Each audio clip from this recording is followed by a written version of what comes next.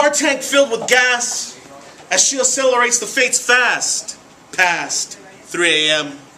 Night blossoms like dark, dry roses hanging upside down, limp, strung up, stoically and secured by steely, rusted nail failure. Iron cross of our caution.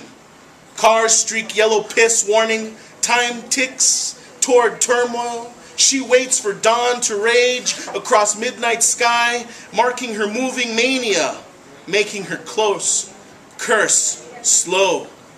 Ascension of revealing sun, but presently she presses forward, driving, sure of her choice, most frost fiercely feeding off flames of morning lord's flare. Windows fogging in her breath's death, exhaling hurried phantom regrets, hopes everyone forgets her name, so the moon may swallow her alive, and she will continue on the dark side of what is right. Dashboard glows green, winter chills her cold, heartened hatred, silence of backseat stirs distant memories alive again, melting icy forgetfulness from picture-perfect people and places, painful realization as she races away from her outdated life. So you have a little world, and you think your world has meaning. But I take your world for spite, for sport, so what will you do now? And you have a little God, and you pray your God has power. But I kill your God for sport, for spite, so what will you do now? You're respected at your job.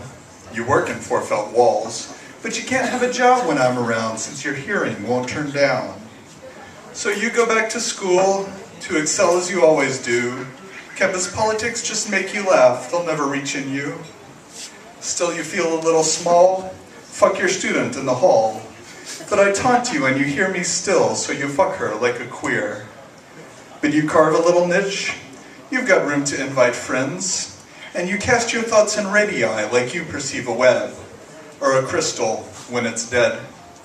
And you lash at the strength of the helpless, trapped in the techniques of the weak. And I can't really stop this little game of vengeance until you can lie still on top of me.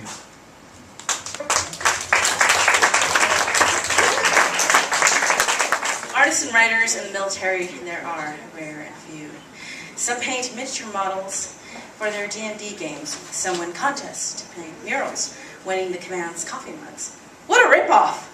Well, it beats painting green primer and haze spray all the livelong day, cause if you keep on painting that deck with such overly efficient control, you get called Picasso. And that's an insult. He'd never drive a 50-pound grinder as good as the girls from deck, nor would he have stayed 1 second down in the ship's engine room, because his dainty little hands would have melted right off. Yeah, he'd have made a dainty little sailor with his stripy little shirts, like the idiot ITs that tossed around LeVar's poetry art book. Yeah, there we were, all partying, off duty.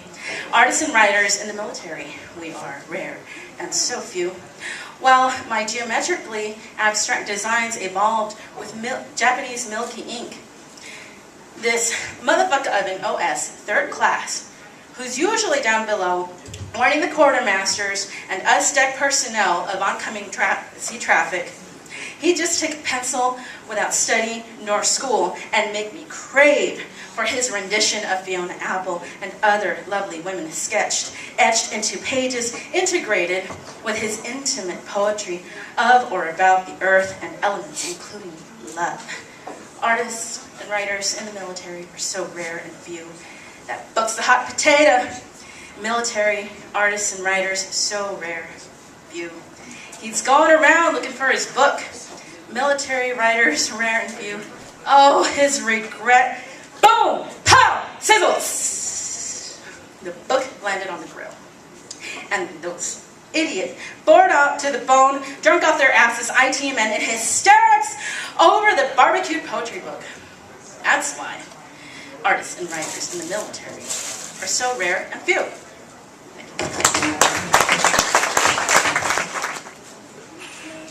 Fred, Wilma, I'm home. Came home late last night, drunk off his ass, trying to cope with the pain of being fired. he would have taken his Alka-Seltzer, but he couldn't put his gin and tonic down. Wilma, oh Fred, oddly enough, couldn't wait too long before she cried herself to sleep, and the candle on the dinner table furrowed into her soul as it slowly winked out.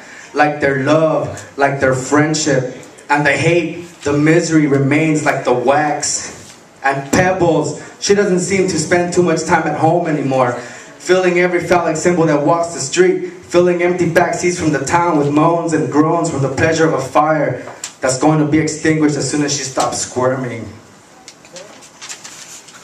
And it begins to get dark in Bedrock, with the robles fighting with screams, shouts, and curses that are silenced with the back ends of bottles. And Bam Bam with their strong, proud son snorts snaky white lines. He snorts his strength, his love, because his town, his Bedrock, slowly slips beneath the toes into the rubble.